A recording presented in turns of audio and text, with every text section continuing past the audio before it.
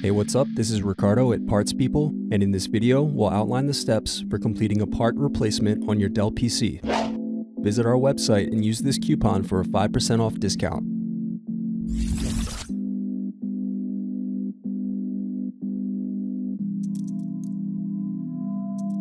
Unscrew and remove bottom base.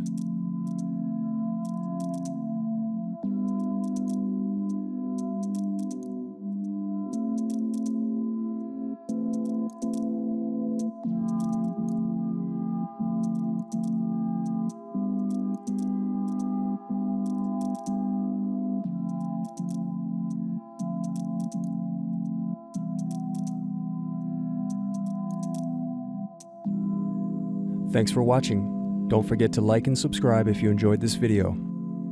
And if you need more, check out this playlist to watch other tutorials for your laptop.